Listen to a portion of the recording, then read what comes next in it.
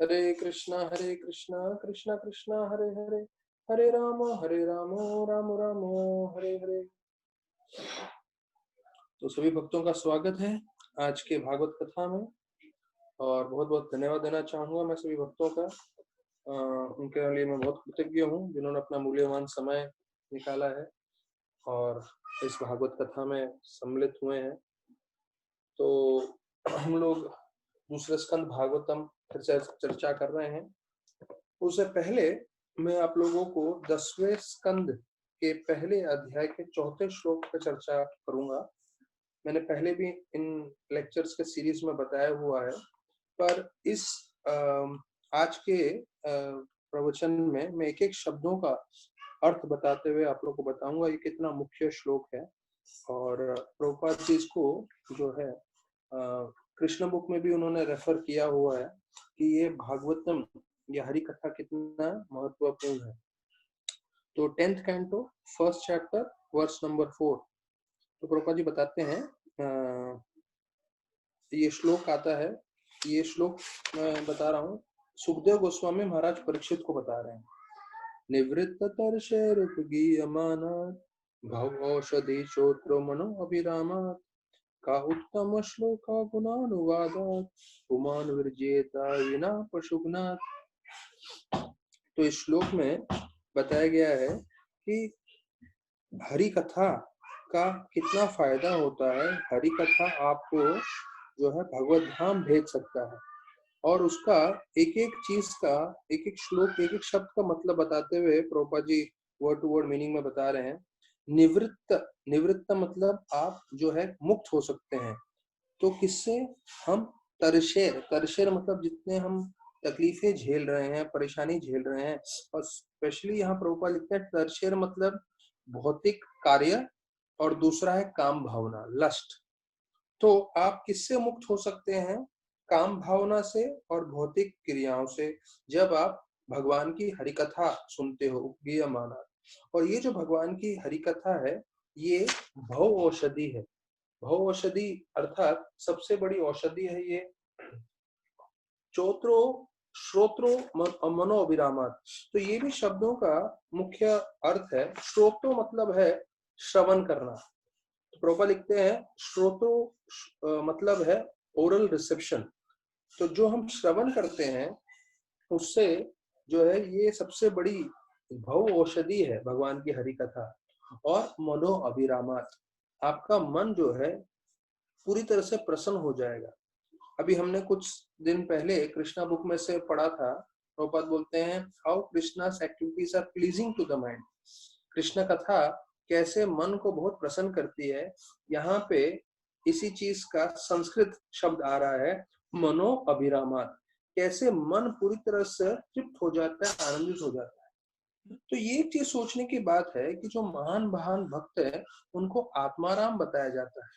आत्माराम बताया जाता है अर्थात वो कभी भी इंद्र भोग के लिए यहाँ वहां नहीं भागते। वो संपूर्ण रूप से जो है तृप्त रहते हैं अपनी भक्ति करने में, भगवान के ध्यान में, क्योंकि उनको वो ऐसा आनंद मिलता है जिससे वो भौतिक जगत के कोई भी चीज के आनंद के प्रति आकर्षित नहीं होते। इस श्लोक को मैं जरा होल्ड करते हुए मैं एक कहानी बताना चाहता हूँ जो मैंने कई बार सुना हुआ है और कई बार बोला है। पर ये कहानी जो है बहुत अच्छा इसी चीज को एक पॉइंट बताता है कि कैसे जो भक्त होते हैं वो अपने आप में तृप्त हो रहते हैं, उनको कोई चीज नहीं चाहिए होता है। तो एलेक्जेंडर के गुरु ने, एरिस्टोटल ने उनको बताया था कि जब भी आप भारत में पहुंचोगे तो वहां पे वृंदावन नामक जगह पे जरूर जाना, और वहां से मेरे लिए गंगा और गीता लाना, और हो सके तो उधर के साधुओं से संग करना। उन साधुओं के संग में आपको बहुत ज्ञान मिलेगा। तो बताया जाता है कि अलेक्जेंडर जो है जब आगरा तक पहुंचे थे, आगरा दिल्ली तक, और फिर वहां से वो खास वृंदावन आए थे, और वहां से उन्होंने यमुना गंगा का जल भी लिया, और जो है गीता भी उन्होंने प्राप्त की अपने गुरु के लिए। और जैसे गुरु ने बताया था कि आप जो है उधर के साधुओं का संग करना। तो मैं आप लोग को बता दूं कि सबसे गर्म जो जगह है पूरे पृथ्वी पे जहाँ पे लोग रहते हैं वो है वृंदावन। वृंदावन से भी कई जगह है जो टेम्परेचर में ज्यादा गर्म हो सकते हैं, लेकिन वहां कोई रहता नहीं है। सबसे गर्म जगह पूरे पृथ्वी पे जहाँ कोई रहता है वो है वृंदावन। मतलब जिसको शुद्ध भक्ति चाहिए वो ही वहां टिक सकता है। जिनको शुद्ध भक्ति नहीं चाहिए और जो तपस्या नहीं कर सकते वो टिक ही नहीं पाएंगे। इतना जो है कृष्ण भगवान ने, राधा रानी ने उसको बिल्कुल ऐसा भट्टी जैसा बना के रखा हुआ है। तो जो इतना गर्म जगह है वहां पे, मतलब आप धूप में खड़े नहीं रह सकते। अगर आप उधर खड़े रहोगे तो लू लग सकता है आपको गर्मी के समय। और ऐसे धूप के बीच में एक साधु बैठे थे यमुना के तट पर। और गर्मी और बढ़ाने के लिए, अब सोचिए ऐसे धूप में आप खड़े रहे तो लू लग सकता है, पर ऐसे धूप में तो वो साधु ध्यान कर रहे थे। पर गर्मी और बढ़ाने के लिए उसने अपने जितना भी अपने आसपास था लकड़ी लगा के आग लगाया हुआ। तो ये देख के एलेक्जेंडर बहुत जो है प्रभावित हो गए। बोले अरे इतनी गर्मी है, तपती धूप में कोई खड़ा नहीं रह सकता, और ये साधु जो है इस गर्मी में भी और आग लगा के और गर्मी सहन करते हुए ध्यान कर रहा है। मुझे इससे मिलना है। मैं बहुत प्रसन्न हुआ। तो मंत्री को बोला आग हटाओ, और लकड़ियों का जो आग लगा हुआ तो थोड़ा हटाया और अंदर प्रवेश किया। अंदर प्रवेश करके जो एलेक्जेंडर बहुत खुश होते हुए बोले कि मैं तुमसे बहुत प्रसन्न हूँ साधु। मांगो, तुम क्या मांगते हो, मैं तुमको जो चाहिए दूंगा। हीरे मोती, मूल्यवान जो है गहने, तुम जो मांगोगे, जमीन जायदाद सब दे सकता हूं मैं तुम्हें। मैं बड़ा राजा हूं करके। तो जब साधु जो है आंख बंद करके ध्यान करके बैठा था, जब उसने ऐसा आवाज सुना, ध्वनि सुना, तो जो है आंख खोल के, थोड़ा नाराज था वो, तो आंख खोल के देखा तो देखा कोई राजा के पोशाक में खड़ा है। और उसने सुना इन्होंने क्या बोला। इन्होंने ये बोला था तुम जो मांगोगे मैं दे सकता हूँ। तो इस साधु ने बोला जो मैं मांगूंगा आप दोगे। तो बोले हाँ हाँ बिल्कुल अवश्य मांगो। तो बोले आप जहाँ खड़े हो वहां से धूप मेरे पे नहीं आ रही है, आपके कारण जो है धूप रुक रही है, तो थोड़े आप जो है 2-3 फीट इस तरफ आ जाइए करके। तो ऐसा बोल के साधु आंख बंद करके फिर से ध्यान में चले गए। तो एलेक्जेंडर खुद चमक में रह गए कि देखो इस साधु को मेरे से कुछ भी नहीं चाहिए। क्यों? ये कहानी आती है समझने के लिए हम लोगों को कि जब आत्माराम च मुनियो, ये जो भागवतम का श्लोक है कि जो भक्त होते हैं वो आत्माराम होते हैं। आत्माराम मतलब उन्हें किसी चीज में जो है आसक्ति नहीं होती, क्योंकि वो भगवान में संपूर्ण रूप से लगे हुए हैं। संपूर्ण रूप से उनको भगवान से आनंद मिल रहा है, कृपा मिल रहा है। तो बाकी भौतिक जगत में कोई भी चीज उनको मिले ना मिले कोई फर्क नहीं पड़ता। तो वही चीज यहाँ बताया है, श्रोत्रो मनो अभिरामात, कि आप जब श्रवण करते हैं तो श्रवण करने से आपका मन पूरी तरह से प्रसन्न हो जाता है। और फिर बोलते हैं किसका श्रवण कर रहे हैं, उत्तम श्लोक का गुणानुवाद। तो ये जो उत्तम श्लोक अर्थात कृष्ण भगवान है, श्लोक मतलब गुणगान, मतलब उनका स्तुति, और उत्तम श्लोक मतलब जो पूर्ण पुरुषोत्तम है उनकी स्तुति अर्थात कृष्ण भगवान की स्तुति। और कैसे स्तुति हो रही है, गुणानुवादात, उनके गुणों का जो है हम वंदना कर रहे हैं, गुणों का वर्णन कर रहे हैं, गुणानुवादात। तो ऐसे भगवान की हरिकथा श्रवण करने से मन पूरी तरह से तृप्त हो जाता है। और जो है ये सबसे बड़ी औषधि है, और हमारा काम और भौतिक इच्छाएं पूरी खत्म हो जाती हैं। तो बोलते हैं कौन ऐसा व्यक्ति होगा जो भगवान की हरि कथा की तरफ आकर्षित नहीं होगा। सिर्फ एक शब्द बोलते हैं लेकिन उस शब्द में दो लोगों का मतलब आता है। बोलते हैं लास्ट लाइन है, कुमान विजेत बिना पशुगुना। कौन ऐसा व्यक्ति है जो इस हरि कथा के प्रति आकर्षित नहीं होगा। तो हरि कथा का जैसे हमने सुना क्या क्या वर्णन है, हमारा काम हमारी भौतिक इच्छाएं कम कर देगा, खत्म कर देगा, हमें उससे मुक्त करा देगा। और इससे मुक्त कराना क्यों जरूरी है, जैसे कोई फीवर होगा, किसी को बुखार होगा, तो जब तक उसको बुखार रहेगा तब तक वो परेशान रहेगा, तकलीफ में रहेगा। तो भौतिक जगत में लोगों को समझ में ही नहीं आता कि उनमें काम भावना है।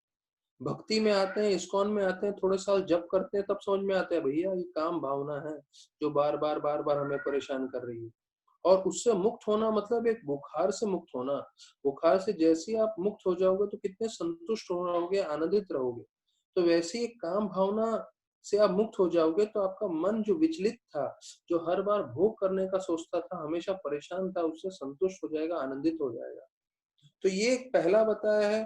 फिर ये इसको भव औषधि बताया है। भव औषधि मतलब मैंने पहले बताया था, औषधि मतलब दवाई है, और ये भव औषधि है, सबसे उत्तम औषधि है, क्योंकि ये औषधि आपको जन्म मृत्यु के चक्कर से बाहर निकालेगा। और तीसरा बता रहे हैं मनोअभिराम। तो 3 फायदे हैं। पहला, जैसे हमने चर्चा किया कि काम भावना और भौतिक इच्छाएं से आपको जो है बाहर निकालेगा। दूसरा, जो ये भव औषधि है, जन्म मृत्यु के चक्कर से बाहर निकालेगा। और जब भी आप श्रवण कर रहे हो, आपका मन पूरी तरह से तृप्त रहेगा। तो कौन ऐसा व्यक्ति है जो इतने 3 फायदे सुनने के बाद भी हरि कथा नहीं सुना? वो है पशुघ्नाथ। पशुघ्नाथ मतलब जो पशु की हत्या कर रहा है, जिसे हम कसाई बोलते हैं या इंग्लिश में बुचर बोलते हैं। तो एक पशुघ्नाथ का मतलब है कसाई, और दूसरा प्रभुपाद लिखते हैं पशुघ्नाथ का मतलब है जो खुद अपनी हत्या कर रहा है, जिसको आत्म साक्षात्कार में रुचि नहीं है, वो बिना भक्ति के जीवन व्यतीत कर रहा है। तो ऐसा व्यक्ति को भी पशुघ्नाथ बोला गया है। तो ये हमें समझना है। मैंने 2-3 बार रिपीट किया है, इसलिए कि आप भी लर्न कर सके, मैं भी लर्न कर सकूं कि हरि कथा इतना शक्तिशाली है, वो हमें इतने फायदे कर सकता है। तो हमें इसका पूरा आश्रय लेना है। तो जैसे रूप गोस्वामी बतलाते हैं कि सयात नामाद चित्तर रतरात न रोस रचिकानो, ये श्लोक में बताते हैं कि हमें रस नहीं है हरि कथा के प्रति।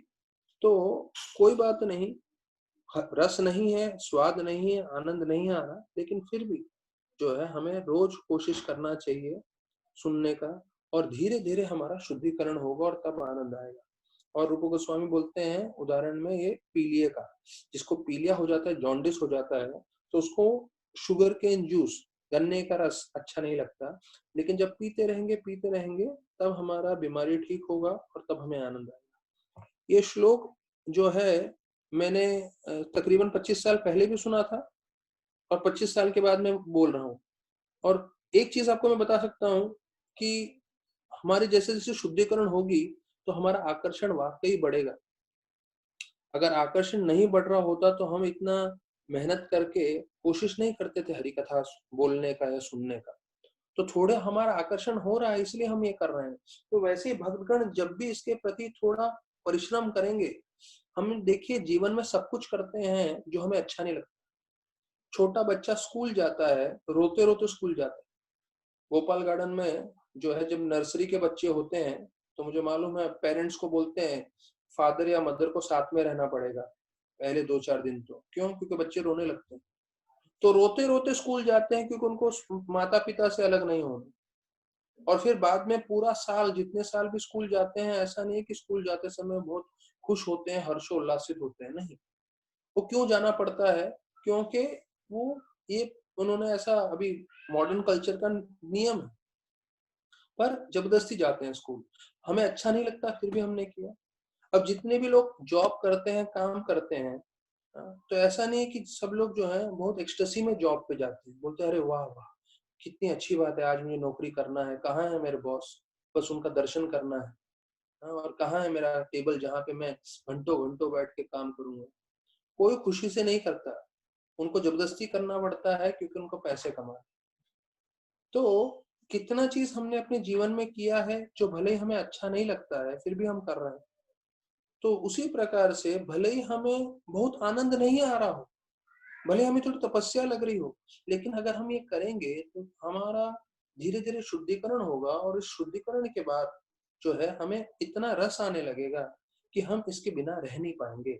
ये है भगवान का कथा, ये है भगवान की शक्ति जिससे हम जुड़ रहे हैं। तो वर्णन किया है कि हम चतुश्लोकी भागवत में थे। तो प्रभुपाद बताते हैं जैसे गीता में चतुश्लोकी 4 श्लोकों में पूरा गीता बताया गया है, वैसे ही भागवत में भी दूसरे canto, second canto, 9th chapter 33, 34, 35, 36 इन 4 श्लोकों में चतुश्लोकी भागवत बताया है। और चतुश्लोकी भागवत का मर्म क्या है? 33 श्लोक बताता है कि भगवान जो है कृष्ण इस सृष्टि के बनाने से पहले थे, जब सृष्टि चल रहा है तब भी हैं, और सृष्टि का विनाश हो जाएगा उसके बाद भी रहेंगे। अर्थात पूर्ण पुरुषोत्तम भगवान जो है वो ही मुख्य है। दूसरा, अगर कोई भी चीज आप भगवान से अलग समझते हो तो वो भगवान की माया शक्ति है, भगवान स्वयं बोल रहे हैं। अर्थात हर एक चीज वो भगवान का अंश है, भले ही वो जीव बोलिए, भले ही वो प्रकृति बोलिए, भले ही आप कुछ भी बोलिए, सब चीजें भगवान का अंश है। ये दूसरा चीज बताया। तीसरा, भगवान जो है इस सृष्टि में है भी नहीं भी, प्रवेश भी करते हैं और प्रवेश नहीं भी करते हैं अपनी शक्तियों द्वारा, और अपनी शक्तियों के द्वारा वो पूरे सृष्टि को चलाते हैं। और चौथा, कि आप हमेशा हमें भक्ति करनी चाहिए। ऐसे भक्ति करने से ब्रह्मा जी को बता रहे हैं कि उनको अहंकार नहीं आएगा और उनको पे कृपा मिलेगी। तो ये सर्वत्र सर्वदा। तो हम उसी श्लोक पे कल चर्चा कर रहे थे और बीच में हमने छोड़ दिया था, क्योंकि मैं चाह रहा था कि थोड़ा ज्यादा फिलॉसफी नहीं रहे, सब लोग आराम से समझ सकें। तो कल हमने कितनी अच्छी बात सुनी थी जो मैं आज वापस से दोहरा रहा हूँ। भक्ति कितना सर्वशक्तिमान है, भक्ति का कितना भी गुणगान किया जाए कम है। बता रहे हैं प्रभुपाद जी कि जब हम भक्ति करते हैं तो हमारा कल्याण होता है, हम प्रसन्न हो जाते हैं। हम भक्ति किसके लिए कर रहे हैं? भगवान के लिए। तो भगवान प्रसन्न होते हैं क्योंकि भगवान की एक ही इच्छा है कि जीव कैसे भगवत धाम आएगा। तो वो जीव प्रसन्न हो रहा है भक्ति करके, भगवान प्रसन्न हो रहे हैं। तो ये दो तो प्रसन्न हो गए। तीसरा बताया जाता है, आप किसी कारणवश जो है भक्ति कर रहे हो, भले ही आपकी भौतिक इच्छा हो या आध्यात्मिक इच्छा हो, प्रभुपाद बता रहे हैं जो भी आपका कारण है वो आपका कारण भी जो है संपूर्ण रूप से संतुष्ट होगा, उसकी आपकी इच्छा की पूर्ति होगी। तो ये तीसरा फायदा बता रहे हैं भक्ति करने का। चौथा बता रहे हैं कि अगर आप भक्ति करने के लिए किसी भी चीज की इस्तेमाल कर रहे हैं, जैसे कोई जल अर्पण कर रहा है, कोई फल अर्पण कर रहा है, कोई पुष्प अर्पण कर रहा है, तो पत्रम पुष्पम फलम तोयम, तो कोई किसी ने पत्ता अर्पण किया, जो है पुष्प अर्पण किया, फल अर्पण किया, तो उस पेड़ को भी जो है फल मिलेगा। कोई खाने पीने के पदार्थ जो है, सब्जी है, ये है, जो भी अर्पण करेगा तो उस पेड़ को भी फल मिलेगा क्योंकि उसके द्वारा भक्ति हो रही है। तो ये चौथा फायदा बता रहे हैं कि जब आप सामग्री इस्तेमाल करते हैं तो सामग्री जो अपने उपयोग में लाया है, उस सामग्री के कारण उस जीव का भी कल्याण हो रहा है। और अंतिम में बोल रहे हैं जहां आप भक्ति कर रहे हैं उस जगह का भी जो है कल्याण होता है, वहां पे भी जो है काफी शक्ति आती है जहां पे हम ये हरि कथा कर रहे हो या जहां सेवा कर रहे हो। तो 5 लोगों का फायदा हो रहा है, पहले जीव का, दूसरा भगवान का, तीसरा अगर आपकी इच्छा है तो उसकी पूर्ति हो रही है, चौथा जिस सामग्री से आप कर रहे हो उस सामग्री का, मत्था उस सामग्री द्वारा उस जीव का, और पांचवा उस जगह का जहां पे आप हरि कथा कर रहे हैं या भक्ति कर रहे हैं या सेवा कर रहे हैं। तो ये 5 फायदे बताए हैं भक्ति के। फिर बताते हैं कि ये जो भक्ति है वो हमेशा जो है उपयोग में ला सकते हैं, यहाँ तक कि जब सृष्टि का संहार हो रहा हो तब भी, मतलब सृष्टि पूरा नाश हो रहा हो तब भी आप भक्ति कर सकते हैं। और यही चीज वर्णन किया है 12वें अध्याय 12वें स्कंद 3 अध्याय 52वें श्लोक में। कृति अध्याय तो विष्णु त्रेतायाम यगतो मखेर द्वापरे परिचर्यानाम कलो तद हरि कीर्तन। तो ये कलयुग में जो हरि कीर्तन है वो भक्ति का मार्ग है, और बाकी युगों में अलग अलग मार्ग थे, पर कलयुग के लिए सिर्फ हरि नाम है। और जितना हम हरि नाम का आश्रय लेंगे, जितना हरि नाम दिल से करेंगे, तो उससे जो है हमारा पूरी तरह से कल्याण हो सकता है। प्रभुपाद भवानंद प्रभु को बोले, मैंने इतने सारी किताबें लिखी हैं, उस किताबें लिखने का उद्देश्य यही है कि सारे भक्तगण जो है हरि नाम कर सके। और जितना हम भागवत पढ़ रहे हैं तो उससे हमें हमारा उत्साह बढ़ना चाहिए कि हम और भगवान का नाम जप कर सकें और भगवान से जुड़ सकें। क्योंकि जब भी आप भगवान का नाम ले रहे हो आप भगवान के सानिध्य में हो। और हमने पहले सुना है गोपाल गुरु की कथा, जो शास्त्रों में आता है, कैसे चैतन्य महाप्रभु इस लड़के गोपाल को गोपाल गुरु बोल देते हैं, क्योंकि ये लड़का गोपाल जो है उसका हर जगह उसको हरिनाम बोलता रहता था। और यहाँ तक कि जब वो शौचालय में जाता था, उससे रहा नहीं जाता था, शौचालय में भी बोलता था। तो उसको लगता था मुझे नहीं बोलना चाहिए, लेकिन फिर भी उससे रुका नहीं जाता था, बोलता रहता था वो हरिनाम। तो महाप्रभु इतने प्रसन्न हो गए, बोले नहीं तुम गोपाल नहीं हो, तुम गोपाल गुरु हो, क्योंकि तुम्हारे एग्जाम्पल के द्वारा आप जिस तरह से अपना जीवन व्यतीत कर रहे हो, उससे सब लोग सीख सकते हैं कि हमेशा हमें हरिनाम का स्मरण करना चाहिए। तो हम जब भी खाली समय है हमारे पास, नहाते समय या जब हम ट्रैवलिंग कर रहे हैं या नींद नहीं आ रही है, या जब भी जितना भी हम जप करेंगे उतना हम कृष्ण भगवान के नजदीक जाते रहेंगे, जा रहे हैं। तो एक एक महामंत्र हम बोल रहे हैं तो भगवान और हमारे बीच में जो फासला है वो कम हो रहा है। तो जितना भावपूर्वक हम हरिनाम लेंगे उतना हमारा कल्याण होगा। तो बताया जाता है आपको अभी हरिनाम का बात बोल ही दिया है, तो सभी भक्तगणों को एक और चीज बताता हूँ। आनंदमोहन प्रभु जो हमारे भक्त हैं, बोरीवली में रहते हैं, उनको महाराज ने बोला कि आप जो है हमेशा जप खत्म करके जो है अपने काम पे जाइए आप। तो तकरीबन तकरीबन उन्होंने अपने 20-25 साल या 30 साल उन्होंने नौकरी की है या बिजनेस किया है शेयर मार्केट में। तो 30 साल में सिर्फ 2 बार ऐसा हुआ था वो बिना 16 माला किए अपने ऑफिस में गए थे। मतलब बाकी पूरे के पूरे 25-30 साल उन्होंने 16 माला खत्म किया, उसके बाद ही काम पे गए। देखिए क्या नियम है। और वो भी 2 बार इसलिए बोलते हैं कि एक बार आग लग गई थी इसलिए उनको तुरंत जाना पड़ा, और दूसरी बार कोई फॉरेन डेलीगेट सुबह सुबह पहुंच गए थे तो उनको भी जाना पड़ा। तो ये 2 ही कारण है, 2 ही दिन है 30 साल में जो है वो बिना जप किए अपने ऑफिस में गए। बाकी हमेशा उन्होंने 16 माला खत्म किया है, उसके बाद ही ऑफिस गए। और अभी कई सालों से तो 32 माला कर रहे हैं वो, और अभी तो शायद लॉकडाउन में 64 माला कर रहे होंगे। तो इतना माला कर रहे हैं और इसलिए उनको इतनी शक्ति है। हम सबको बैठा के जो है महीने में एक बार 64 कराते हैं, साल में एक बार 128 कराते हैं, और एक बार 192 राउंड्स कराते हैं, और खुद भी करते हैं। और उनका जो है अभी तो लॉकडाउन हो गया है, नहीं तो हफ्ते में 3 बार 32 माला का प्रोग्राम रहता है डेली मॉर्निंग में, 4:30 बजे से 8:30 बजे तक। एक संडे को रहता है, एक मंडे को रहता है, और एक और दिन शायद सैटरडे के दिन रहता है, कोई तो बीच में एक दिन है। तो 3 दिन 32 माला। जो डिवोटीज आज जो है, जो लोग उधर आसपास रहते हैं, सब लोग जाते हैं उनके घर। 4:30 बजे से रोज उठ के वो माला करते हैं। तो ये चीज मैं आप लोग को बता रहा हूँ कि माला जो है हमारा उद्देश्य है, और ऐसा माला करते हैं तो भक्ति में स्थिर रहते हैं, और उसका उनको इतना पावर है। सब उनके जो है निर्जल एकादशी के दिन भी 100-150 लोग उनके यहाँ आते हैं जपा के लिए, 64 राउंड्स के दिन भी 100-125 लोग पहुंच जाते हैं 64 राउंड्स करने के लिए।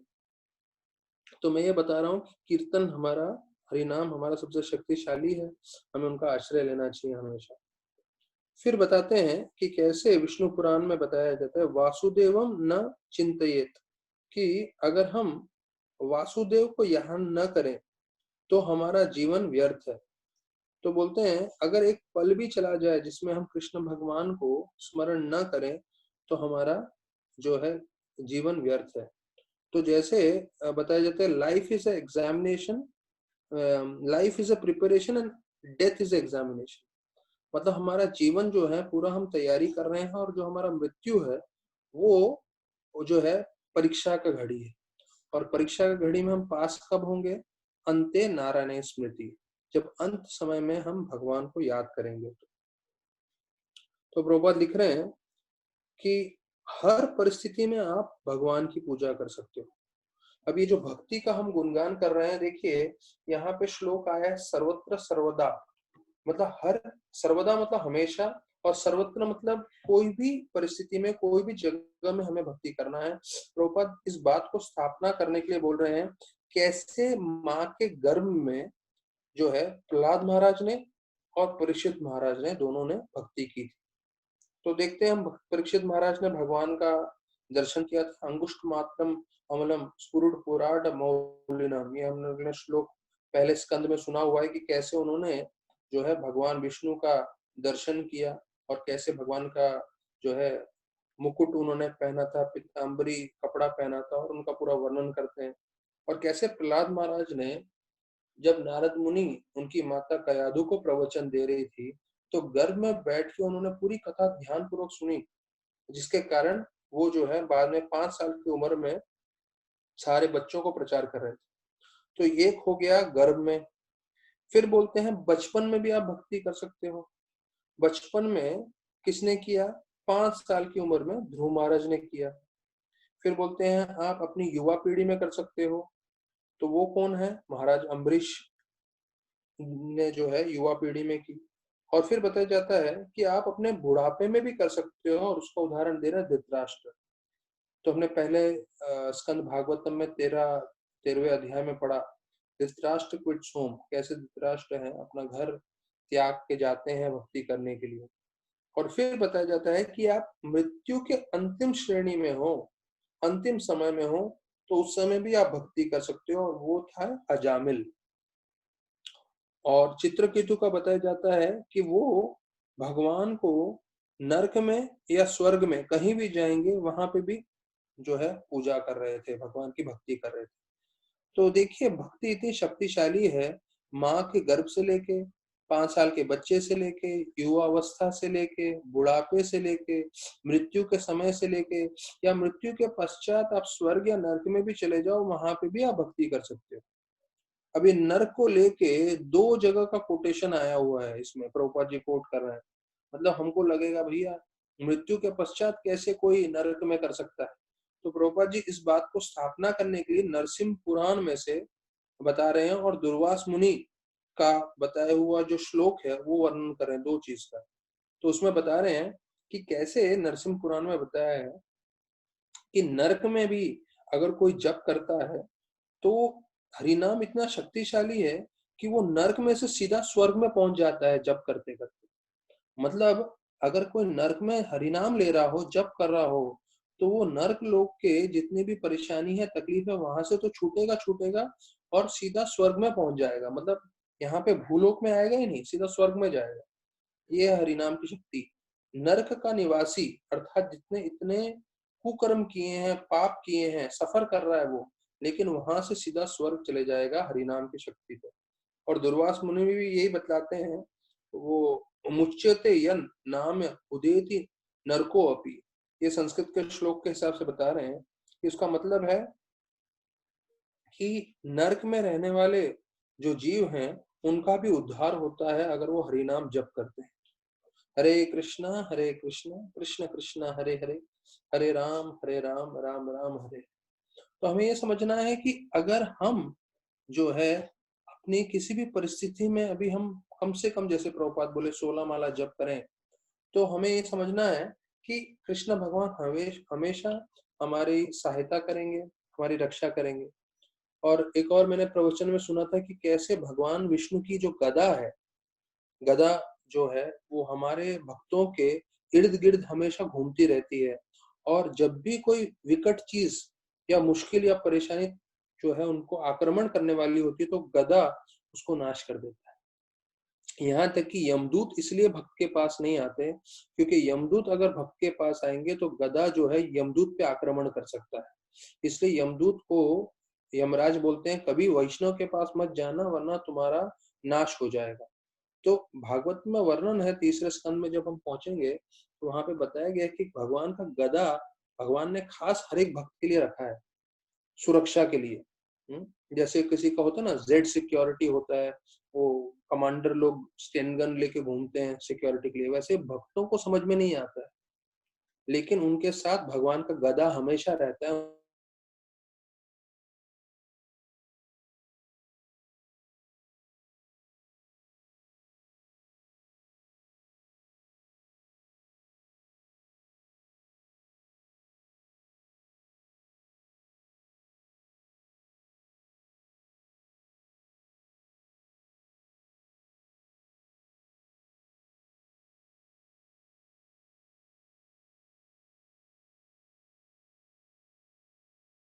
परिस्थिति में हो, आप जो है हरे नामानु कीर्तनम, हरि का नाम कीर्तन करिए, और आपकी सब इच्छाएं पूरी तरह से संपूर्ण रूप से आपको पूरी हो जाएगी। तो अभी जो है फिर प्रभुपाद ये 2.1.11 श्लोक था। फिर बताते हैं कि ऐसे ही शास्त्रों के अलग अलग कोटेशंस जो है प्रभुपाद ऐसे क्रमांक के रूप में बता रहे हैं। 6 प्रभुपाद क्रमांक बताते हैं, मैं 6 में से सिर्फ 4 चर्चा करूंगा। तो उसमें प्रभुपाद बताते हैं कि अगर कोई पूरे शास्त्रों में पंडित हो लेकिन वो अगर भगवान का भक्त न हो तो वो व्यक्ति जो है सबसे पतित माना जाता है। देखिए कितनी बड़ी बात बोल रहे हैं कि भले ही उसको शास्त्रों का पूरा ज्ञान हो, लेकिन शास्त्रों का ज्ञान है लेकिन वो भगवान का भक्त नहीं है तो कोई फायदा नहीं उसके जो है शास्त्र का ज्ञान का, वो सबसे पतित। फिर दूसरे पॉइंट में बता रहे हैं गरुड़ पुराण, ब्रह्मांड, ब्रह्म बृहन नारदीय पुराण, पद्म पुराण, उसमें बताया है कि what is the use of the Vedic knowledge and penance for one who is devoid of devotional service, कि आपको भले ही पूरे वेदों का ज्ञान हो और तपस्या कर रहे हो लेकिन अगर आप भक्ति नहीं कर रहे हो तो आपका कोई फायदा नहीं। फिर बोलते हैं कि अगर कोई जगह स्वर्ग भी हो, ये हमारे लिए बहुत जरूरी है जो हम लोग हरि कथा सुन रहे हैं, अगर कोई जगह स्वर्ग भी हो लेकिन वहां पे भगवान विष्णु का गुणगान नहीं हो रहा हो, वहां पे जो है शुद्ध भक्त नहीं हो, तो ऐसा जगह पे रह के कोई मतलब नहीं है, भले ही वो स्वर्ग ही क्यों हो। अर्थात ये भगवान का गुणगान और भगवान के भक्त दोनों इतने महत्वपूर्ण हैं कि वो स्वर्ग से भी बढ़कर है। तो हमें जो मौका मिल रहा है हरि कथा सुनने का, हमें समझना चाहिए हमें स्वर्ग में प्रवेश करने से भी ज्यादा जो है हमारा फल मिल रहा है, हमें उसका फायदा हो रहा है स्वर्ग में प्रवेश करने से भी ज्यादा। क्यों? क्योंकि जहां पे शुद्ध भक्त हैं और जहां पे हरि कथा है वो सबसे सर्वोत्तम स्थान है। और फिर बोलते हैं शुद्ध भक्त ऐसे होते हैं जो पूरे पांचों तरह के मुक्तियां को भी जो है नकार देते हैं। उनको सारोप्य, सालोक्य, सामीप्य, सायुज्य, सारिष्टि, ये जितनी भी मुक्तियां हैं वो भी नहीं चाहिए। क्यों? क्योंकि वो भगवान की सेवा में लगे हुए हैं और वास्तविक रूप में भगवान की सेवा में लगना अर्थात मुक्त हो जाना, भगवान की हरि कथा में लगना मतलब मुक्त हो जाना। तो जो व्यक्ति भगवान की सेवा में लगा हुआ है, जो व्यक्ति भगवान की हरि कथा में लगा हुआ है, तो उसे समझना चाहिए कि वो ऑलरेडी लिबरेटेड है, उसको पहले ही मुक्ति मिल गई है, इसलिए वो बाकी दूसरे मुक्तियों के प्रति आकर्षित नहीं होते। तो फिर प्रभुपाद जी अभी इस पूरा श्लोक का सर्वत्र सर्वदा जो भक्ति करनी चाहिए तो उसका फाइनल कंक्लूजन करके बता रहे हैं। क्या है final conclusion? The glories of the Lord must be always and everywhere proclaimed, अर्थात भगवान की हरि कथा हमेशा और हर जगह जो है उनका गुणगान होना चाहिए, उनका स्तुति होना चाहिए। तो वही हम पहले स्कंद भागवतम में भी पढ़े हैं, दूसरा स्कंद का भी अभी 9th चैप्टर है, फिर 10th चैप्टर में पूरा सेकंड कैंटो खत्म हो रहा है। क्या है कंक्लूजन? सर्वत्र सर्वदा क्या होना चाहिए? भगवान की हरि कथा। तो हमने सुना कि कैसे इसका जो पूरा सार है इस श्लोक का, तो प्रभुपाद जी बता रहे हैं कि हमें हमेशा भगवान का हरि कथा सुनना चाहिए और उसका हमें गुणगान करना चाहिए, मतलब उसका प्रचार करना चाहिए। क्योंकि ये जो है हमारे जीवन का सबसे जो है मुख्य अंग है, ये this the highest perfectional stage of life, मतलब सबसे उत्तम कार्य हम अपने जीवन में कर सकते हैं वो है भगवान की हरि कथा करना। तो प्रभुपाद लिखते हैं one the whole matter is explained by the Lord himself, and one who has no approach to the Lord is in his personal feature and can rarely understand the purport of Srimad Bhagavatam without being taught by the Bhagavatas in the disciplic succession। कि अगर आपको भागवतम सुनना है तो आपको ये दो चीजों का ध्यान रखना है कि आपको भागवता से सुनना है। भागवता मतलब जो व्यक्ति भागवत के हिसाब से अपना जीवन व्यतीत कर रहा है, और वो भागवता जो है हमेशा परंपरा में रहेगा। डिसाइप्लिक सक्सेशन मतलब जो गुरु परंपरा है उसमें आ रहा होगा वो ऐसा भक्त जिसके मुखारविंद से सुनना है, तभी हम ये भागवत सुन पाएंगे। तो भागवत सुनने के लिए आपको ऐसे व्यक्ति के पास जाना चाहिए जो भागवत के हिसाब से अपना जीवन व्यतीत कर रहा है, तो ही आपको ये ज्ञान मिलेगा। और वही वो भक्त जो है परम गुरु परंपरा में भी आना चाहिए। तो ऐसा बतलाते हैं। तो ये खत्म हुआ चतुश्लोकी भागवत। अभी 37वें श्लोक में वर्णन आता है कि हम इस चार चतुर्श्लोकी भागवत का कैसे मर्म समझ सकते हैं, ये प्रश्न उठता है। तो उसके जवाब में बताया जाता है one can understand this instructions with extreme concentration. ये हमारे लिए बहुत जरूरी है शब्द एक्सट्रीम कंसंट्रेशन से हम लोग ये चतुर्श्लोकी भागवत समझ सकते हैं। 37वें श्लोक में बता रहे हैं, वहां पे बोलते हैं फिक्स कंसंट्रेशन या एक्सट्रीम कंसंट्रेशन आप बोल सकते हैं। तो ये जो प्रश्न था अपना ब्रह्मा जी का कि भाई मुझे अहंकार से मैं कभी विचलित ना हूं, तो इसलिए उनको बताया था हमेशा भक्ति में लगे रहेंगे और अहंकार से जो है विचलित नहीं होंगे, वही चीज बताया है। तो फिक्स कंसंट्रेशन या एक्सट्रीम कंसंट्रेशन का मतलब है अत्यधिक एकाग्रता, मतलब पूरी तरह से हम ध्यान लगाएं, पूरी तरह से मन लगाएं और पूरी शक्ति लगाएं। जब आप पूरी शक्ति लगाओगे, पूरा ध्यान लगाओगे, तब इन श्लोकों का मर्म आएगा। हाँ, जैसे हमने बताया था ये कृष्ण बुक में भी है, तो मैं थोड़ा आप लोग को वहाँ कृष्ण बुक में भी लेके जाता हूँ, जहाँ पे हमने चर्चा किया था कि रैप्ट अटेंशन से सुनना जरूरी है, पूरा ध्यान पूर्वक। तो रैप्ट अटेंशन से सुनेंगे तो आपको ये जो सब्जेक्ट है, ये जो हम पढ़ रहे हैं भागवतम का ज्ञान, वो कभी आपको बोरिंग नहीं लगेगा। तो ये जो है सेम चीज प्रभुपाद ने भागवत में भी लिखा है, सेम चीज प्रभुपाद कृष्ण बुक में भी लिख रहे हैं, that one should hear with rapt attention। और यहाँ पे बोल रहे हैं एक्सट्रीम कंसंट्रेशन 37वें श्लोक में। तो आप पूरी ध्यान से भक्ति करोगे तो उसका फल ये है कि ये सब ज्ञान आपको रहेगा और आप बाहर की भौतिक चीजों में नहीं पड़ोगे। तो इसलिए बोलते हैं हमें दो चीज ध्यान से करना है भगवत धाम जाना है, तो attentive chanting and attentive dealing, मतलब ध्यान पूर्वक जप और ध्यान पूर्वक हम सब कार्य करें।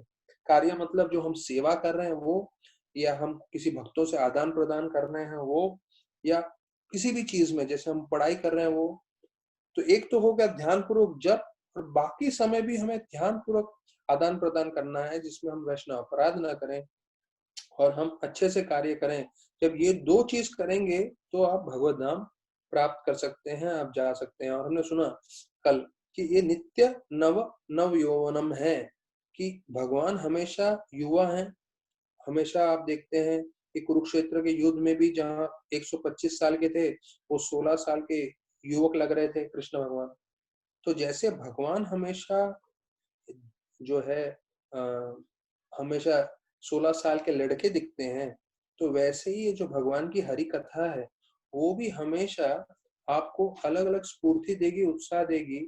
और ये हमेशा जो है कभी भी, जैसे बोलते हैं ना हैकनीड और ओल्ड, प्रभुपाद बोलते हैं हैकनीड मतलब जो है बूढ़ा हो गया है वैसा, तो वैसा नहीं, बोरिंग नहीं लगेगा आपको, उसमें आनंद आता रहेगा।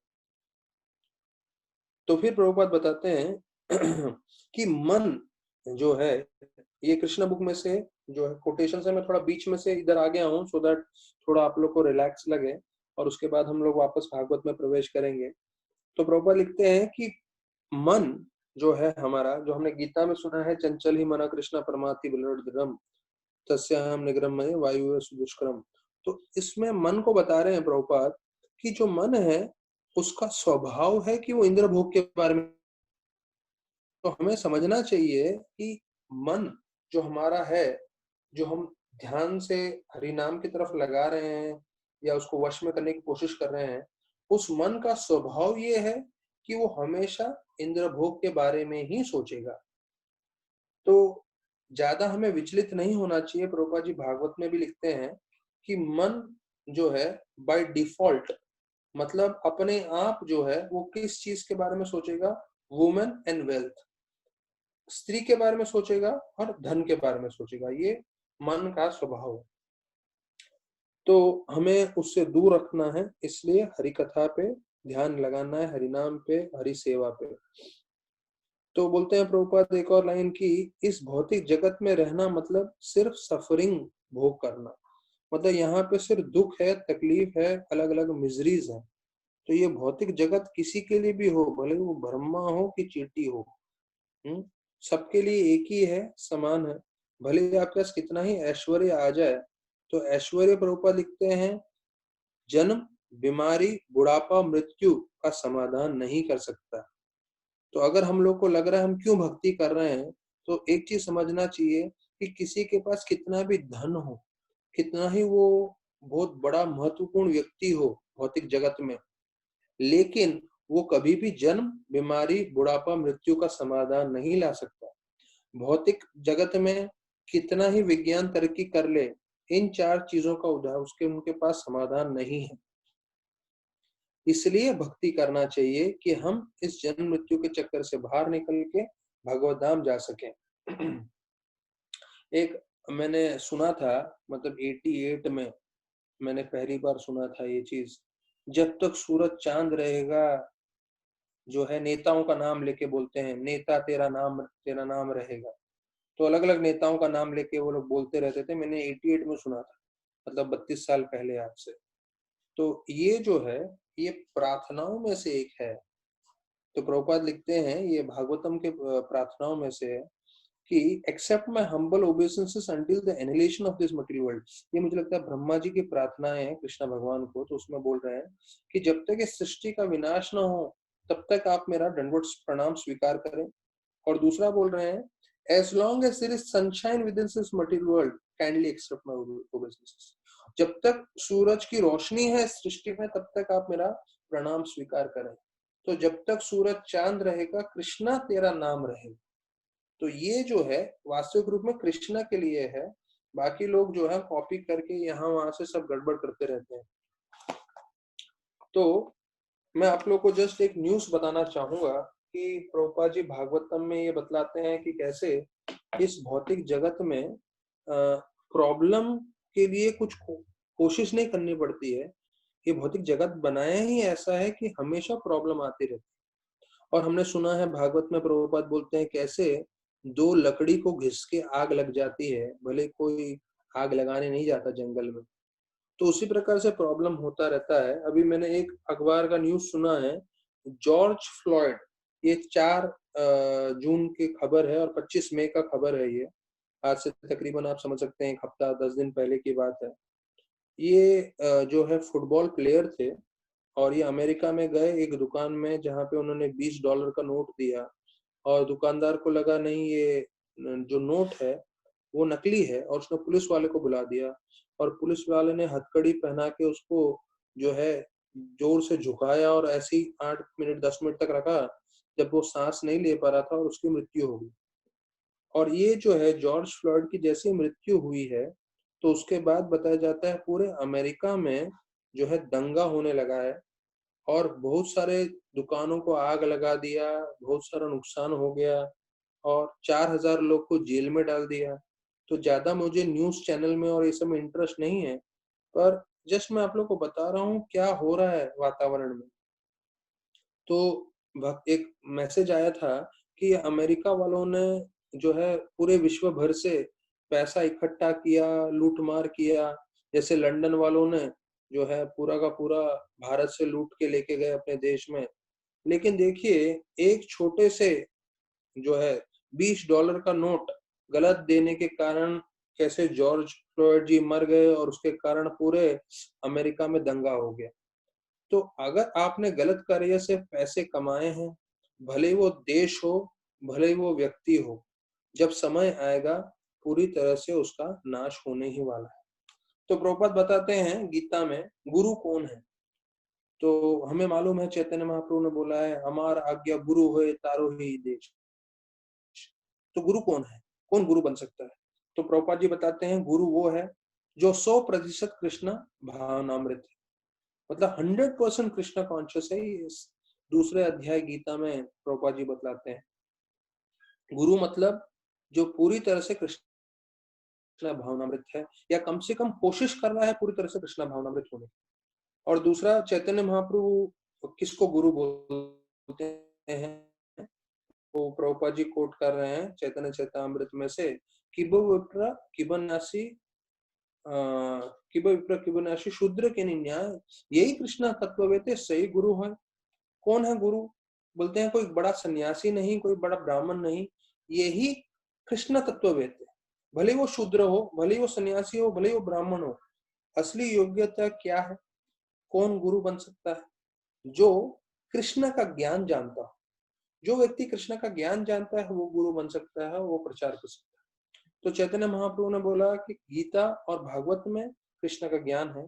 तो मेरा ये विनती है सभी भारतीयों से कि सारे भारतीय जो है इस ज्ञान को समझें, कृष्ण का साइंस ऑफ कृष्णा अर्थात भगवान का कृष्ण का ज्ञान, और ये सबको बांटे, सबको दें।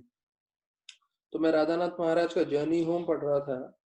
तो महाराज अभी उस जगह है जहां महाराज प्रभुपाद से मिल चुके हैं, और प्रभुपाद ने महाराज की आंखों में देखा, भले कुछ पल के लिए देखा, लेकिन उनको देख के ऐसा लगा सालों साल बीत रहे हैं। और जो है प्रभुपाद ने जो है एक उनके कन्वर्सेशन में ये बताया था कि जब प्रभुपाद वहां पे थे वृंदावन में, तो राधानाथ महाराज वहां पे भी भगवान की खोज में आए थे और उनको वृंदावन बहुत अच्छा लगा था। और उनके कन्वर्सेशन में मैंने सुना था, तो उन्होंने वहां पे रहे काफी समय, और ऐसा हो गया था कि सारे विदेशी भक्त लोग जो है, देखे ये रिचर्ड, उस वक्त उन्होंने दीक्षा नहीं लिया था, तो उन्होंने देखा ये रिचर्ड जो है विदेशी है, और भगवान का माला जब भी कर रहा है, मतलब वो तो 64 राउंड्स करते थे रोज राधानाथ स्वामी, तो माला भी कर रहे हैं, लेकिन इस्कॉन में नहीं जुड़ रहे। तो वो लोग अलग अलग तरीके से इस्कॉन में जोड़ने की कोशिश कर रहे थे, और उनको सबको बोल रहे थे, अरे तुम वृंदावन में रह रहे हो, वृंदावन में रहना तो सिर्फ इंद्रिय तृप्ति है, सेंस ग्रेटिफिकेशन है, तुम इस्कॉन में जुड़ो।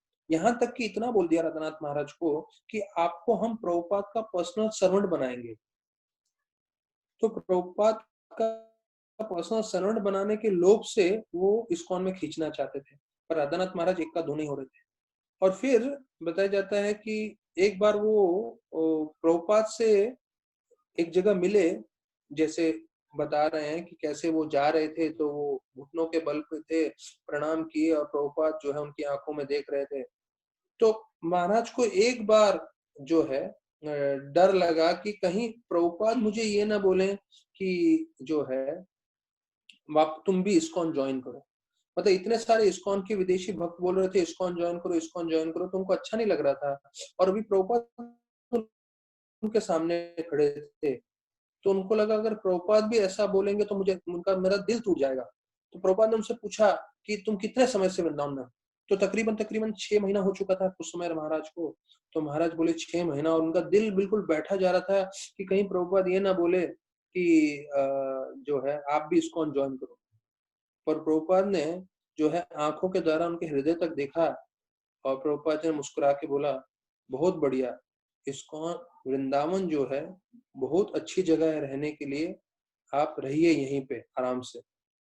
तो जब प्रभुपाद ने वो चीज बोला जो उनके हृदय में था, तो वो पूरी तरह से शरणागत हो गए और बोले ये मेरे गुरु हैं, क्योंकि ये मेरे हृदय में देख सकते हैं। मेरी इच्छा थी वृंदावन में रहने की, सारे भक्त लोग बोल रहे थे नहीं वृंदावन छोड़ो, इस्कॉन ज्वाइन करो, इस्कॉन ज्वाइन करो, लेकिन प्रभुपाद ने मेरा हृदय में देख लिया और मुझे ये बोला कि आप वृंदावन में रहो, वृंदावन बहुत बढ़िया जगह है। जब उन्होंने ये सुना, तब उन्होंने अपना जीवन प्रभुपाद को दे दिया और बोला ये मेरे गुरु हैं, मैं पूरी तरह से इनको शरणागति होता हूँ।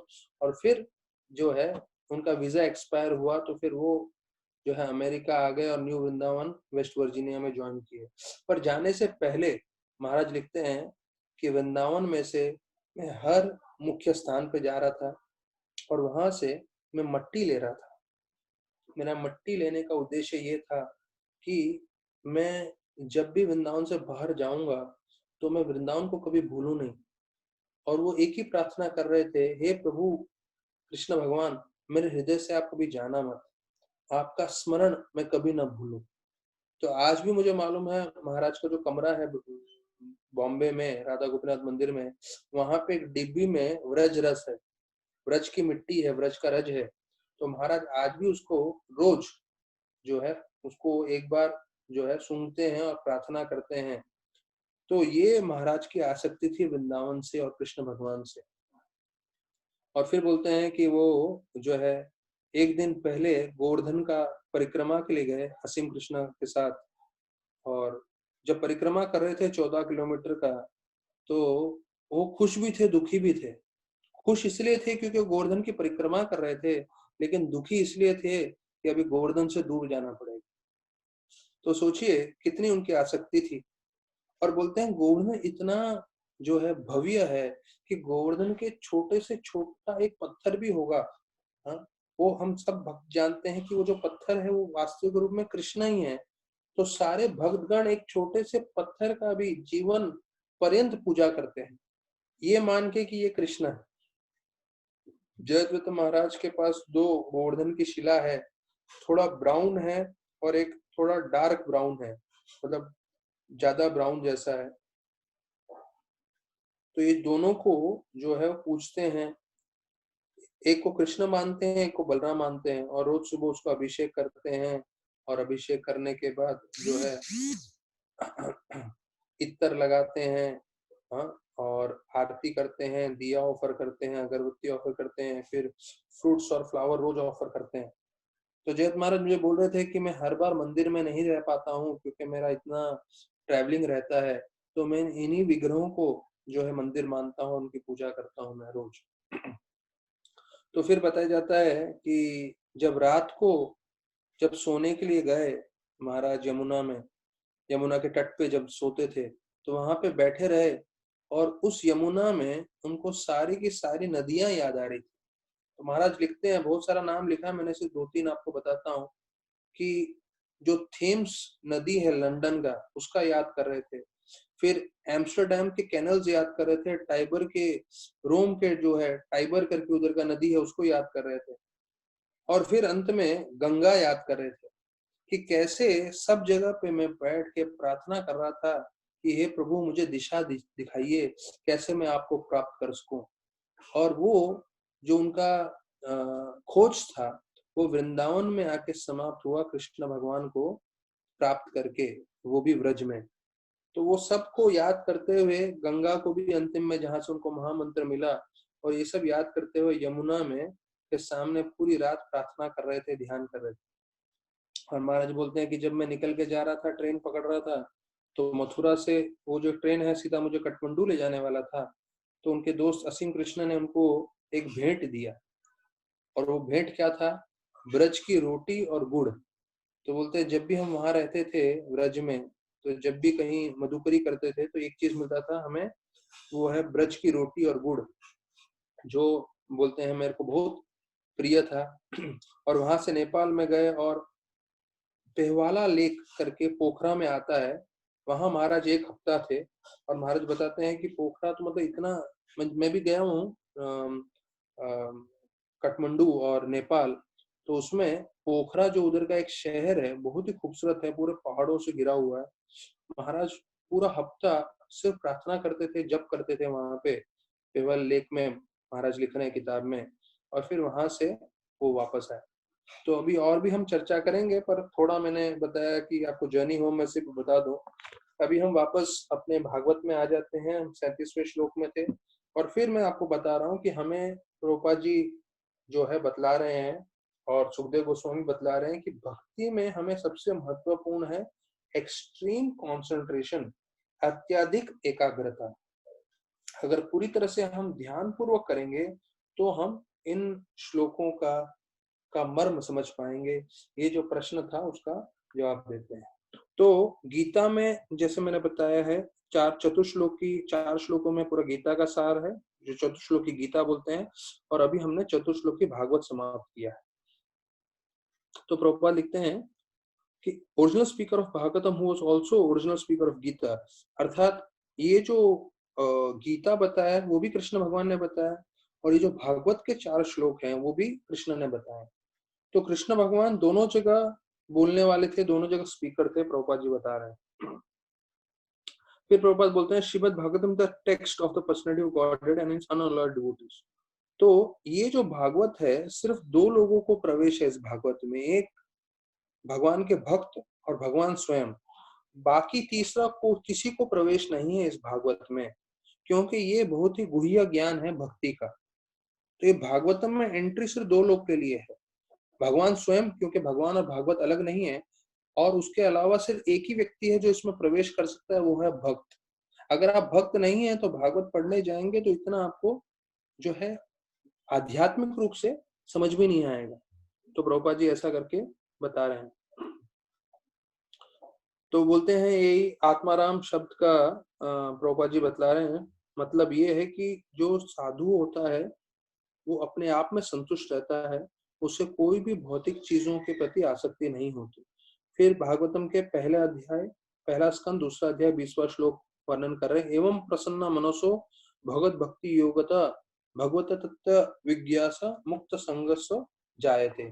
अब देखिए, हम लोग ने जो अभी श्लोक सुना 10वें स्कंद में से, आज प्रवचन की शुरुआत में, मनो अभिरामात, कि मन जो है पूरी तरह से प्रसन्न हो जाता है। यहाँ पे क्या बोल रहे हैं? एवं प्रसन्न मनसो।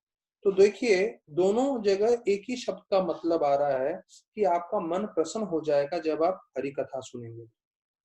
तो हो सकता है हमें इस बात पे शंका रहे, लेकिन वास्तविक रूप में समझिए, जो पूरे ब्रह्मांड के सबसे मुख्य भक्त हैं, जो सबसे बड़े बड़े देवता गण हैं, वो भागवतम सुन रहे हैं, वो भागवतम श्रवण कर रहे हैं और उनको प्रसन्नता मिल रही है, तो हमें भी प्रसन्नता मिलेगी और हम इससे मुक्त संगस जायते। मुक्त संगस जायते का मतलब है कि हम मुक्त हो जाएंगे, भगवत धाम जा सकते हैं। तो ये हमारा जीवन का उद्देश्य है जो गीता भागवत में बताया गया है। तो 10वें अध्याय का, गीता का 10वां श्लोक का वर्णन है। बोलते हैं कैसे जो है भक्त होते हैं, जो हमेशा भक्ति करते हैं, तो भगवान हमें हम उनको मार्गदर्शन करते हैं, उनका जीवन सार्थकता कराने में पूरी तरह से मदद करते हैं। तो ये जरा श्लोक बहुत जरूरी है। 10th chapter 10th verse Gita, Prabhupada लिखते हैं इसके अंदर कि कैसे जो भक्त है अगर हमेशा भक्ति करेगा, उसके लिए 3 क्वालिटीज चाहिए। तो श्लोक है, तेषां सतत युक्तानां भजतां प्रीतिपूर्वकं ददामि बुद्धि योगम तम येन माम उपयन्ति ते। तो बोलते हैं कि इसमें 3 हमें जरूरी चीजें ध्यान रखनी है। सतताम, सतताम मतलब हमेशा। क्या करना है? भक्ति। कैसे करना है? प्रीति पूर्वकम। सतताम, भजताम, प्रीति पूर्वकम, ये 3 शब्द महत्वपूर्ण है। हमें हमेशा भक्ति करनी है, हमेशा पहला। दूसरा क्या करना है? हमेशा भक्ति करनी है और प्रीति पूर्वकम, अर्थात अगर हम हर समय भक्ति कर रहे हो प्रेम भाव से, तो दधामी बुद्धि योगम, तो भगवान कृष्ण बोलते हैं कि मैं तुम्हें बुद्धि दूंगा जिससे तुम जो है अपना जीवन सार्थक करके भगवत धाम जा सकते हो। तो प्रभुपाद जी बार बार गीता के द्वारा, भागवत के द्वारा एक ही चीज बता रहे हैं कि हमारा भक्ति करने का उद्देश्य है ये जीवन हमारा अंतिम जीवन हो और हम भगवत धाम प्राप्त कर सके। तो गोपाल तपणी उपनिषद में बताया गया है कि जो ब्रह्मा जी को दर्शन दिया कृष्ण भगवान ने चतुर्श्लोकी भागवत में, तो ये जो दर्शन है वो भगवान ने जो है ग्वाले के समान दिया, काउहड़ बॉय। हाँ, जैसे जो गैया चराने वाले ग्वाले होते हैं उसके रूप में उन्होंने कृष्ण भगवान को दर्शन दिया। और फिर ब्रह्म संहिता का जो है 5वें अध्याय 29वां श्लोक बोल रहे हैं। तो ये ब्रह्म संहिता समझिए, ब्रह्मा जी ने शास्त्रों का जो है सबसे मुख्य शास्त्र उन्होंने जो खुद ने रचना की है वो है ब्रह्म संहिता। अब ये 4 श्लोकों में उन्होंने भगवान का दर्शन किया, भगवान ने उनको शिक्षण दिया है और उन्होंने अपने विचार ब्रह्म संहिता में अर्पण किए हैं, बताए हैं। तो इसलिए ब्रह्म संहिता चैतन्य महाप्रभु को बहुत प्रिय था और चैतन्य महाप्रभु बहुत आनंद लेते थे ब्रह्म संहिता के श्लोकों को चर्चा करते समय। चिंतामणि प्रकट सद्म सुकल्प वृक्ष लक्षावृतेषु सुरभीर अभिपालयन्तम् लक्ष्मी सहस्र शत सेव्यमानम् गोविंदमादि पुरुषम तमहं भजामि। तो बताया जाता है एक राजा थे, वो आए वृंदावन में और उन्होंने देखा कि एक जो सरोवर है वहां पे सीढ़ियां टूटी हुई हैं, पत्थर की जो सीढ़ियां बनी हुई थी। तो उन्होंने जो है एक संत महापुरुष को पूछा कि मैं ये सीढ़ियां बनवा दूं क्या? क्योंकि वो राजा थे तो उनको लगा मैं तो बहुत सारा कार्य कर सकता हूँ, मैं बहुत सारा जो है काम करवाता रहता हूँ सब जगह पे, तो यहाँ वृंदावन में भी मैं काम करवा देता हूँ। तो यहाँ पे जो सीढ़ियां टूट रही हैं सरोवर में पहुंचने के लिए, वो बनवा देता हूँ। तो वर्णन आता है ये कि ये जो साधु संत थे बहुत शक्तिशाली थे, उन्होंने उस राजा को आध्यात्मिक दृष्टि दी। तो जब आध्यात्मिक दृष्टि दी तो उसने देखा कि जो पूरा वृंदावन है पूरा चिंतामणि पत्थर से बना हुआ है, और यहाँ तक कि ये जो सरोवर है, यहाँ की जो सीढ़ियां हैं वो भी चिंतामणि से बनी हुई है, और जो छोटा सा पत्थर टूटा हुआ है वो भी चिंतामणि का है। तो जब वो दृष्टि दी उनको एक बार, तो राजा जो है पूरी तरह से नम्र होके उधर के व्रज रज में गिर गए, उनको प्रणाम किए और बोले मेरे में इतनी क्षमता नहीं है कि यहाँ पे मैं सीढ़ी बना पाऊं। क्यों? क्योंकि उनको समझ में आया कि मैं भले ही अपना राजपाट सब बेच भी दूं, पर मैं चिंतामणि नहीं ला सकता, और चिंतामणि से ये जो है सीढ़ियां बनी हुई है वास्तविक रूप में। तो हम लोग जब वृंदावन देखते हैं तो हमें लगता है अरे सुअर घूम रहे हैं, बंदर घूम रहे हैं, सब जगह कचरा है, सब जगह काई मची हुई है, रिक्शा वाले पैसा मांग रहे हैं, ये वो। पर वास्तविक रूप में भले ही ये कुछ भी आवरण है वृंदावन पे, पर वास्तविक रूप में पूरा चिंतामणि धाम है, सुरभि गैया का धाम है, और वहां पे अनंत कोटि लक्ष्मियां जो है भगवान की सेवा कर रही हैं, और एक एक पेड़ वहां पे कल्प वृक्ष है। तो बताया जाता है कि श्रीमद् भागवतम अर्थात ये भगवान का विज्ञान है, और जो इसको समझता है वो भगवान को पूरी तरह से प्राप्त कर पाएगा, भगवान को पास पहुंच पाएगा। तो फिर बताया जाता है, ऐसा बताने के पश्चात इतना सब चर्चा हो गया, फिर कृष्ण भगवान जो है अदृश्य हो जाते हैं भगवान के सामने से। तो भगवान का एक नाम बताया 38वें श्लोक में, अज्ञ। अज्ञ अर्थात पूर्ण पुरुषोत्तम भगवान श्री कृष्ण। तो ब्रह्मा जी को ये ज्ञान दिया, उनका उद्देश्य ये था कि ब्रह्मा जी भी भक्ति का प्रचार करें, और प्रचार करके जितने भी जीव हैं उनको इस सृष्टि में तो डालेंगे ही, उनका कार्य है निर्माण करने का, लेकिन उसके साथ साथ उनको निकालने का भी उनकी जिम्मेदारी है, वो भक्ति के द्वारा कर सकते हैं। तो बोलते हैं हमें धन्यवाद करना चाहिए महाराज परीक्षित का, जिसके कारण हम सबको भागवतम में प्रवेश करने को मिला है, और उसके कारण हम ये दिव्य ज्ञान भागवतम का समझ पा रहे हैं। तो ये जो है 39 to 46 ये जो आखिरी सेक्शन है, इसमें बताते हैं कि ऐसे चतुर्श्लोकी जो है परंपरा के द्वारा जो है व्यासदेव जी ने रचना की, और उसके बाद जो है पूरा भागवतम 18,000 श्लोकों में रचना हुआ, उसका पूरा वर्णन करना है। तो 39 श्लोक में बोलते हैं कि ब्रह्मा जी जो हैं वो सृष्टि का निर्माण करना प्रारंभ करते हैं जैसा उनको निर्देशन मिला था। तो ही स्टार्ट्स रिक्रिएटिंग, और वो भगवान पे ध्यान करते हैं, who is the object of transcendental enjoyment of sensitive devotees. अर्थात भगवान पे ध्यान कर रहे हैं, तो उनके ध्यान करने से हमारी इंद्रियों को संपूर्ण रूप से आनंद मिलेगा। तो भौतिक जगत में हम अपनी इंद्रियों को भोग करके आनंद प्राप्त करते हैं, और वास्तविक रूप में हमारी इंद्रियों को भगवान की सेवा में लगाना चाहिए। तो यहाँ पे हरि भक्ति सुबोधोय का श्लोक आता है, जो बोलते हैं अक्षणो फलम त्वदर्श दर्शनम ही तनो फलम त्वदर्श गत्र संग जीवा फलम त्वदर्श कीर्तनाम ही सुदुर्लभ भगवत ही लोका। कि कितने सुदुर्लभ हैं भगवान के भक्त। हाँ, भगवान के भक्त मिलना कितना मुश्किल है, और जब हम ऐसे भक्त को देखें, जब हम ऐसे भक्त का गुणगान करें और ऐसे भक्त को प्रणाम करें, स्पर्श करें, तो हमारा जीवन सार्थक है। ये हरि भक्ति सुबोधय का श्लोक का वर्णन है। तो बोलते हैं कि जीव को बनाया गया है, जीव को बनाया गया है भगवान की सेवा के लिए, लेकिन जब वो उस भौतिक जगत में आता है तो उसका एकमात्र उद्देश्य क्या है? भक्ति करके भगवत धाम जाना।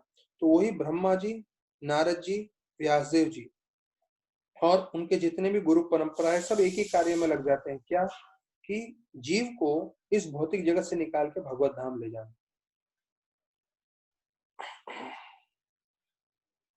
तो ऐसे करके फिर 40वें श्लोक में वर्णन आता है कि ब्रह्मा जी जो है सब नियम का पालन करने लगते हैं, और वो नियम का पालन करते हुए वो सब जीवों को उद्धार करने की कोशिश करते हैं। तो बताया जाता है कि प्रभुपाद लिखते हैं सबसे उत्तम श्रेणी का कार्य जो कर सकते हैं हम, जो हम लोग बोलते हैं नैतिक कार्यों में, जिसे मॉरल प्रिंसिपल्स बोलते हैं, वो है भक्ति करना। क्योंकि भक्ति करते ही हमें सारे अच्छे गुण आ जाते हैं जो हमने पहले चर्चा किया है। तो बोलते हैं कि बिना नियम का पालन किए जो है हमारा जीवन व्यर्थ है, यहाँ तक कि प्रभुपाद बोलते हैं कि बिना नियम पालन किए हमारा जीवन जानवरों के समान। तो एक नाइकी का स्टेटमेंट है, जस्ट डू इट। हाँ, और जो कई लोग अपने टी शर्ट पे लगा के रखते हैं जस्ट डू इट, तो वो एक्चुअली सही नहीं है। क्यों? क्योंकि आपको सिर्फ कार्य नहीं करना है, आपको सोचना है कि भाई कार्य करने से ये आध्यात्मिक उन्नति करेगा कि नहीं करेगा। और अगर वो आध्यात्मिक उन्नति नहीं करवाने वाला है और फिर भी आप वो कार्य कर रहे हो, तो आप अपना समय तो व्यर्थ कर ही रहे हो, पर वो आपके बंधन का कारण भी बनेगा। और यहाँ तो प्रभुपाद बोल रहे हैं कि आप कुछ भी कार्य करोगे बिना नियम के पालन किए तो आप एक जानवर के समान। तो बोलते हैं ब्रह्मा जी और उनके अनुयायी जो भी उनके परंपरा में आ रहे हैं, वो कभी भी ऐसा शिक्षण नहीं देते लोगों को जो खुद पालन नहीं करते। ये बहुत मुख्य चीज है, सब भक्त लोग ध्यान से समझें। ब्रह्मा और उनके अनुयायी मतलब जितने भी परंपरा में हम सब भक्तगण, हमें वो शिक्षण दूसरों को नहीं देना चाहिए जो हम खुद पालन नहीं कर रहे। तो यहाँ बता रहे हैं ब्रह्मा जी सब नियमों का पालन कर रहे हैं, उसके बाद वो प्रचार कर रहे हैं, दूसरों को बोल रहे हैं। और फिर 41 से 41, 42, 43 श्लोक में बताया जाता है कि कैसे जो है ब्रह्मा जी जो है अपने सबसे प्रिय पुत्र नारद मुनि को जो है पूरा ज्ञान देते हैं और उनको आगे बढ़ाने के लिए जो है उनसे रिक्वेस्ट करते हैं। तो बताया जाता है कि नारद मुनि से ब्रह्मा जी क्यों प्रसन्न हुए थे, क्योंकि उनका व्यवहार ऐसा था। और उसमें विशेष रूप से 3 चीज बोलते हैं प्रभुपाद 41 श्लोक में। उनका बिहेवियर, उनका व्यवहार अच्छा था, वो नम्र थे और उन्होंने इंद्रियां वश में करके रखी। तो इसमें देखिए मीकनेस करके लिखा हुआ है, मीकनेस मतलब वापस से नम्रता। तो मैंने पहले भी आपको वर्णन करके बताया कि नम्रता नम्रता नम्रता बहुत आवश्यक है। जब तक आप नम्र नहीं रहेंगे तब तक भक्ति में टिकना बहुत मुश्किल है। और नम्र रहने के लिए कृतज्ञ होना जरूरी है, राधानाथ महाराज बताते हैं। आप कृतज्ञ रहेंगे तो ही नम्रता आप में आएगी। फिर बताया जाता है कि 3 तरह के ज्ञान है, एक तो कर्म कांड है, एक तो ज्ञान कांड है और एक उपासना कांड। हाँ, जो भक्ति के लिए भी बोलते हैं। तो देवर्षि नारद को भक्ति का ज्ञान मिला ब्रह्मा जी से, दक्ष को कर्म कांड मिला और चतुष कुमार को ज्ञान कांड मिला। तो देवर्षि नारद को सबसे उत्तम इसलिए मिला क्योंकि वो सबसे प्रिय थे और उन्हें ये सब योग्यता बताई थी कि वो नम्र थे और उनकी इंद्रियां वश में थी और वो उनका व्यवहार सबसे उत्तम था। फिर ऐसे करके बताते हैं कि भक्त हमेशा आतुर रहते हैं ज्यादा से ज्यादा सुनने के लिए और 10.9 वर्ष का वर्णन करते हैं प्रभुपाद। फिर बोलते हैं ये जो स्कूल मास्टर हैं बाहर, वो लोग जिस तरह से ज्ञान देते हैं और हम जैसे भक्ति का ज्ञान देते हैं, दोनों में समानता नहीं है, दोनों अलग अलग है। वो लोग जो बाहर ज्ञान दे रहे हैं उसके बदले में उनको पैसा मिल रहा है, पर यहाँ पे हम आध्यात्मिक ज्ञान दे रहे हैं। और आध्यात्मिक ज्ञान हम तब तक नहीं दे सकते जब तक हमें आध्यात्मिक शक्ति ना हो। तो जब तक भगवान कृपा ना करें तब तक हम ये ज्ञान बांट नहीं सकते। और भगवद गीता का 4.34 4.34 श्लोक बोल रहे हैं प्रभुपाद, तद विधि प्राणिपातेन परिप्रश्नेन सेव्या उपदेशन्ति ते ज्ञानम ज्ञानिना तत्वदर्शिना। तो अगर आपको गुरु से ज्ञान प्राप्त करना है तो बाहर के ज्ञान के जैसा नहीं है ये।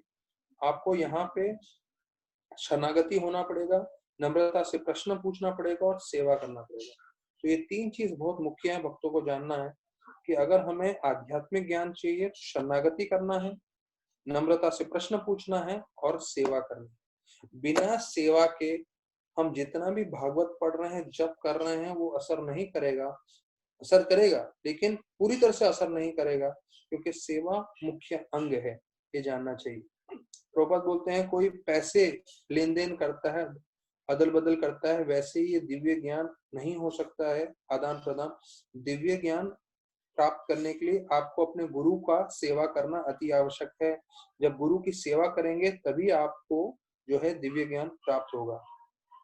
और जब ऐसे गुरु प्रसन्न होते हैं तो ऐसे गुरु के प्रसन्नता के कारण ये जो ज्ञान आप पूरी तरह से आपके जीवन में आपको लागू कर पाओगे। और जो है ये वाला वेदों का श्लोक बताया है, यस्य देव परा भक्ति तथा देवे तथा गुरु तस्य ते कृतिता अंता प्रकर्षन्ते महात्मना। ये श्वेताश्वर उपनिषद 6.23 है। और इस श्लोक को प्रभुपाद ने सबसे ज्यादा कोट किया हुआ है। ये श्लोक में बताया गया है कि जिसको गुरु में और कृष्ण में पूरी तरह से श्रद्धा होगा, तो ये भक्त, ऐसा भक्त जो है वो भगवान की कृपा प्राप्त कर सकता है। तो बोलते हैं आज का शिष्य कल गुरु बनेगा। तो शिष्य ने अगर पूरी तरह से शरणागति नहीं की है, पूरी तरह से उसने सेवा नहीं किया है, तो प्रामाणिक गुरु नहीं बन सकता। तो प्रभुपाद लिखते हैं आज का शिष्य कल जो है गुरु बनने वाला है, इसलिए उसको ये सब नियम पालन करना बहुत जरूरी है। और उसमें से सबसे प्रमुख है, उसको जो है सेक्स लाइफ कंट्रोल में करना चाहिए। भले वो ब्रह्मचारी हो कि गृहस्थ हो, ब्रह्मचारी रहेगा तो बिल्कुल ही नहीं कर सकता, गृहस्थ भी है तो नियमित रूप से करना चाहिए। तो प्रभुपाद लिख रहे हैं अगर उसने सेक्स लाइफ अपना कंट्रोल में नहीं किया तो ना वो शिष्य बन सकता है, ना वो गुरु बन सकता है। और वैसे ही उसको गोस्वामी बनना है तो अपनी 6 की 6 इंद्रियां वश में करनी है। हाँ, जो हमने वाचो वेगम मनस क्रोध वेगम सुना है, तभी आप गुरु बन सकते हैं। तो फिर बताते हैं अगर आपकी इंद्रियां वश में नहीं है और फिर भी आप गुरु बनने जाते हो, तो वास्तविक रूप में आप धोखा दे रहे हो अपने आप को भी और आपके जो शिष्य बन रहे हैं उनको भी। तो दोनों धोखा कर रहे हैं, one is cheater and one is cheated करके बताते हैं। फिर बोलते हैं कि ब्रह्मा जी ऐसा नहीं सोचना चाहिए कि वो जो है चले गए हैं, जैसे हमारे पूर्वज दादा और ये लोग सब शरीर छोड़ के चले जाते हैं, तो वैसे नहीं सोचना चाहिए। प्रभुपाद बोल रहे हैं ब्रह्मा जी अभी भी जीवित हैं और नारद जी भी अभी भी जीवित हैं, तो दोनों हैं। तो हम जब उनकी कथा सुन रहे हैं तो हमें प्रार्थना भाव से करना चाहिए कि हमें उनकी। हरि बोल। Hare Krishna Prabhu ji, 1 minute left. Okay okay fine. So हम लोग ये 44 श्लोक पे पहुंच गए हैं। सो अभी हम लोग कल चर्चा करेंगे, एक ही दो श्लोक बचे हैं और हम कल जो आखिरी अध्याय है 10th चैप्टर, उसमें हम प्रवेश करेंगे। बहुत बहुत धन्यवाद सभी भक्तों का। तो कल हम लोग ठीक 4 बजे मिलेंगे और हम 10वें अध्याय में कल चर्चा करेंगे श्रीमद् भागवतम का। Hare Krishna. Thank you very much for your time and attention. Hare Krishna.